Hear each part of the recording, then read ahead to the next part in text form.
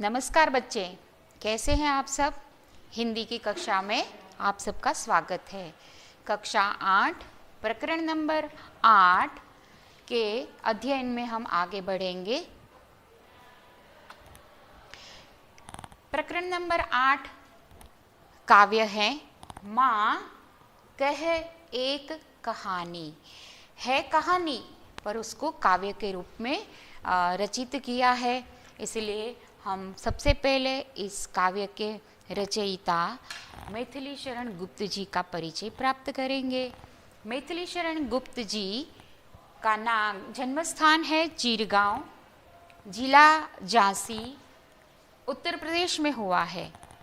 जन्मतिथि सन 1886 और मृत्यु तिथि सन 1964।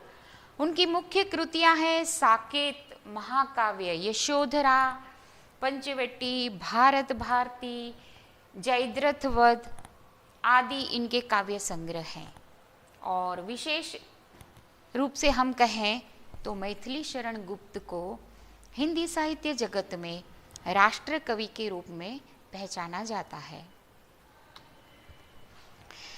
मैथिली शरण गुप्त जी का यह काव्य है, कहानी रूप में है पर उसको काव्यात्मक ढंग से रचा गया है। हमने जैसे परिचय प्राप्त किया कि ये जो काव्य की विषय वस्तु लिया है वह भगवान बुद्ध के जीवन चरित्र से लिया गया है। मारने वाले से बचाने वाला बहुत बड़ा है, यह उक्ति को चरितार्थ करते हुए इस काव्य में भगवान बुद्ध के चरित्र का चरित्र निर्माण है कि गौतम बुद्ध के जीवन में एक प्रसंग हुआ कि बचपन में एक घटना है जिसमें उसका पुत्र राहुल और उनकी माँ यशोधरा और राजकुमार सिद्धार्थ की यह कहानी है। उस कहानी की चर्चा हम आगे काव्यात्मक रूप से करेंगे। आप चित्र देख सकते हैं, यह है माँ यशोधरा और इसका पुत्र है राहुल। कहते हैं बच्चे हमेशा कहानी सुनने के लिए बहुत उत्सुक होते हैं, आतुर होते हैं। कहानी किसको नहीं पसंद, सबको पसंद है। इसलिए यहाँ इस कहानी में हम देखेंगे और बेटा कहता है कि माँ कह एक कहानी। बेटा समझ लिया क्या तूने मुझको अपनी नानी। अक्सर कहानियाँ दादी नानी सुनाया करती है, इसलिए माँ कहती है कि बेटा तूने क्या मुझे अपनी नानी समझ रखा है। कहती है मुझसे यह बेटी चेटी तू मेरी नानी की बेटी। तू जैसे मेरी नानी की बेटी है, मतलब अपनी पोती है या अपनी नानी है। ऐसे माँ और बेटी अपने अंदर अंदर वार्तालाप करते हुए कहते हैं कि माँ मैं लेटी हूँ। ये प्रास मिला है, चेटी, बेटी, लेटी, यह शब्द जो है वह प्रास मिलाया हुआ है। इसलिए बेटी कहती है कि मैं तो ऐसे ही लेटे लेटे कहानी सुनने के लिए तैयार हूँ। और कहानी में अक्सर आप देखते हैं राजा रानी की कहानियाँ बच्चों को ज़्यादा पसंद है। कहती है माँ कहानी कि एक राजा था या रानी थी, क्या था कहानी में, जल्दी से मुझे कहानी बताइए, मुझे कहानी सुनना है। तू है हठी, जिद्दी। बच्चे जो बाल हट है वह बहुत जिद्दी होते हैं और उनकी हट पूरा करना ही पड़ता है। ऐसे बाल हट है तो कहती है कि मान धन मेरे, और तू मेरी बेटी इतनी मान और सम्मान के साथ पली हुई है, और बेटा तुम्हें मैं कहानी सुना रहा हूँ। सुन उपवन में बड़े सवेरे, उपवया नहीं बगीचा, उपवन में बड़े सवेरे प्रातः काल तात भ्रमण करते थे तेरे। तात यानी पिता, ये संस्कृत शब्द है। तात पिता और भ्रमण करना यानी घूमना। तुम्हारे पिता बहुत सुबह भ्रमण करते थे, घूम रहे थे बागीचे में, जहाँ सुरभि मन मानी। सुरभि यानी सुगंध, अपनी सुगंध फैला रही थी। बागीचे में सुंदर सुंदर फूल होते हैं और फूल की खुशबू चारों ओर प्रसरित थी। जहाँ सुरभि मन मानी, हाँ हाँ माँ कह यही कहानी। अब बच्चे को और ज़्यादा उत्सुकता हुई और कहते हैं कि हाँ, मुझे और अच्छे से कहानी सुनाओ, और आगे फिर क्या हुआ। ऐसे कहते हैं वर्ण वर्ण के फूल खिले हैं। मैंने कहा ना कि वहाँ अलग अलग कलर के, अलग अलग रूप रंग वाले, अलग अलग वर्ण वर्ण के फूल खिले हैं। जलमल कर हिंदू हिम बिंदु जीले थे। उसके ऊपर ओस की बूंद या बारिश की पानी की बूंदे फूल के ऊपर मोतियों की तरह चमक रही है। हल्के झोंके हिल मिले थे, लहराता था पानी। और बरसात की ऋतु में खास आप देखना कि फूल पर्ण के ऊपर बारिश की बूंदें पड़ी रहती है, और उस बारिश की बूंदें जब हवा का झोंका आता है तो इतनी सुंदर ठंडी मस्ती लेकर जैसे हवा आती है, ऐसा हवा का झोंका आता है। उसमें से पानी लहराता था पानी, हाँ माँ कह यही कहानी। अब बच्चे को और ज़्यादा इंटरेस्ट हुआ और कहते हैं और आगे मुझे सुनाइए कहानी में क्या हुआ। हुई पक्ष की हानि, करुणा भरी कहानी। यहाँ कहानी ने आगे मोड़ लिया। पक्ष की हानि यानी एक पक्षी की हानि हुई, उसको किसी ने घायल किया, और करुणा हुई, दया उपजे, ऐसी बात है, इसलिए कहते हैं करुणा भरी कहानी है। आगे हम देखते हैं।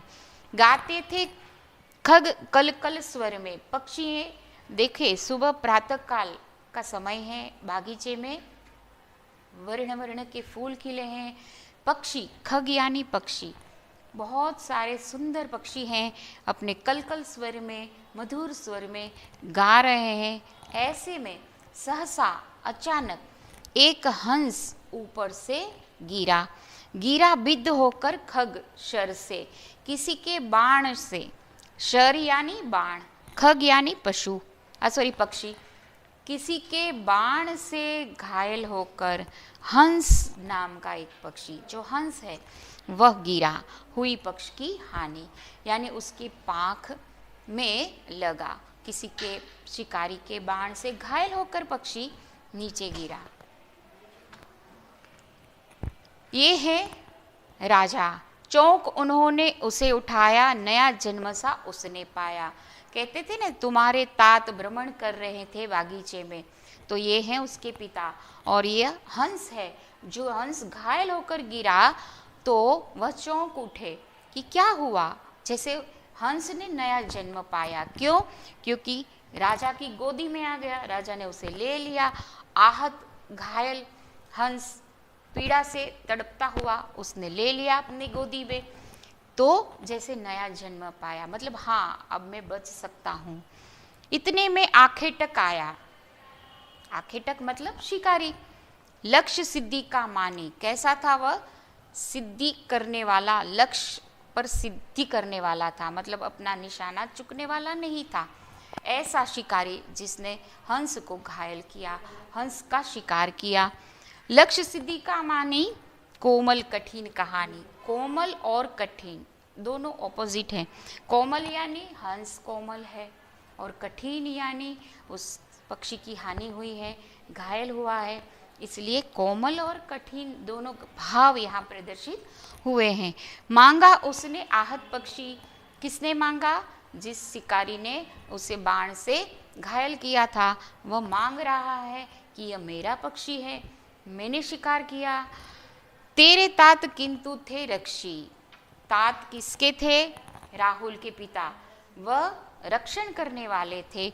इसलिए माँ कहती हैं कि तुम्हारे पिता ने उसका रक्षण किया, उसे बचाया, इसलिए तब उसने जो था खगभक्षी हट करने की ठानी। सबसे पहले बालक ने कहानी सुनने की हट की, यहाँ शिकारी ने हट किया कि मेरा शिकार है, मुझे दे दीजिए, मेरे बाण से घायल हुआ है। हट करने की ठानी। अब बढ़ चली कहानी। अब थोड़ी आगे बढ़ी कहानी कि हंस पक्षी को किसने बाण से गिराया? आखेटक यानी शिकारी ने उसे विद्ध किया, उसकी पक्ष यानी पांख को घायल किया। हुआ विवाद सदै निर्दय में। विवाद चर्चा दोनों में हुआ। किसमें? शिकारी और राजा। सदै और निर्दय। सदय यानी दयालु, निर्दय यानी जो दयालु नहीं है। सदय कौन है? राजा। निर्दय कौन है? शिकारी। अब उभय आग्रही थे स्व विषय में। उभय यह संस्कृत शब्द है। उभय यानी दोनों। आग्रही थे, दोनों अपने अपने मत पर, दोनों अपने अपने विचारों पर आग्रह रखते थे। स्व विषय में, अपना अपना विषय, उसमें दोनों पक्के थे। राजा कहते हैं कि मैंने उसे बचाया इसलिए यह मेरा है। शिकारी कहता है कि मेरे बाण से वह घायल हुआ इसलिए यह मेरा है। यही बात कहाँ गई आगे? गई बात तब न्यायालय में। दोनों अपने अपने बात पर अड़े हैं। कोई भी अपने बात को छोड़ने के लिए तैयार नहीं है। तो आगे बढ़ी कहानी न्यायालय तक। सुनी सभी ने जानी। अगर वही बात खत्म होगी तो किसी ने इस बात के बारे में कोई जानता नहीं था, पर अब तो न्यायालय तक ये बात पहुंची है, इसलिए अब सबने सुनी, सबने जानी। अब तो व्यापक हो गई, बात फैल गई कि क्या कहानी हुई, किसने उसे मारा, किसने उसे बचाया, अब क्या होगा। सब लोग इस निर्णय की ओर आतुरता से इंतजार कर रहे हैं।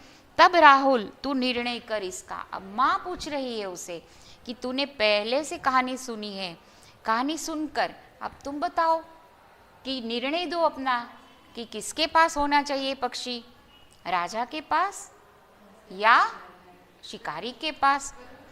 न्याय पक्ष क्या लेता है किसका? तो किसका पक्ष लेता है? तू अपने पिता का पक्ष लेता है या शिकारी का पक्ष लेता है? कह दे निर्भय जय हो जिसका। निर्भयता से, निडर होकर।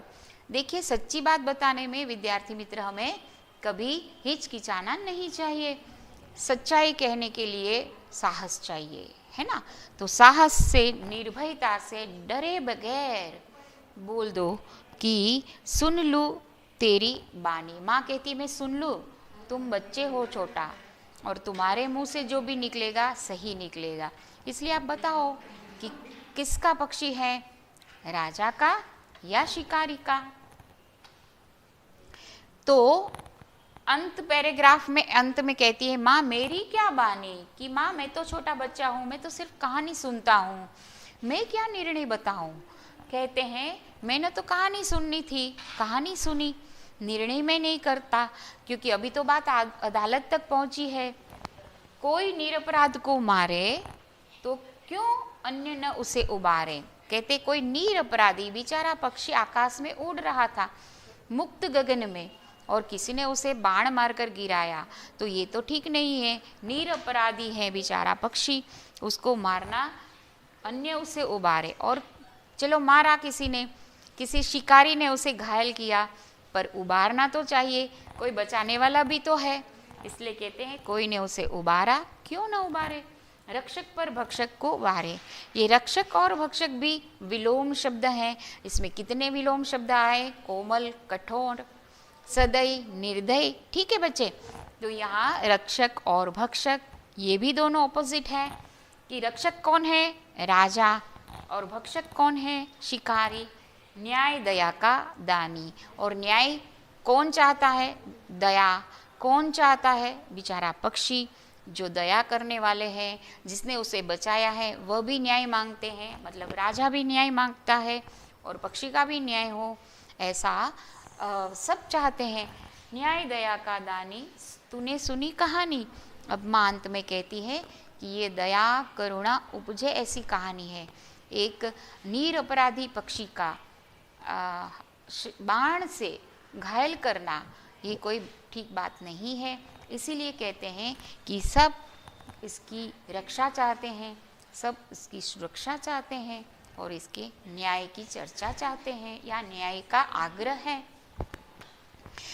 तो हमने भगवान बुद्ध, गौतम बुद्ध के जीवन से यह उक्ति जो है उनके जीवन की, कि मारने वाले से बचाने वाले बड़े हैं, यह उक्ति उनके जीवन से चरितार्थ होते हुए हमने देखा।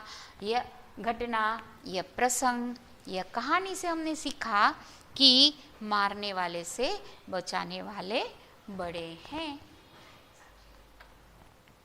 कुछ यहाँ सेंटेंस दिए हैं विद्यार्थी मित्र, उसे आपके वचन परिवर्तन करना है और वचन परिवर्तन करके आपको उसको दोबारा लिखना है। जैसे लड़की ने नई सलवार पहनी, तो लड़की को आपको बहुवचन करना है, लड़कियां, सलवार सलवारें। इस प्रकार अध्यापक, छात्र, कहानी, मंत्री, समस्या, जो भी अंडरलाइन किए हैं उसी शब्द को आप इतना तो कर सकते हैं कि वचन परिवर्तन करना है, एक वचन से बहुवचन, लड़की, लड़कियां, सलवार, सलवारें। ठीक है, तो ये आपकी शैक्षणिक प्रवृत्ति है, आप इतना अपनी कॉपी में तैयार करके रखना। मिलते हैं हम अगले प्रकरण की और तब तक आप अपना अभ्यास जारी रखना। नमस्कार।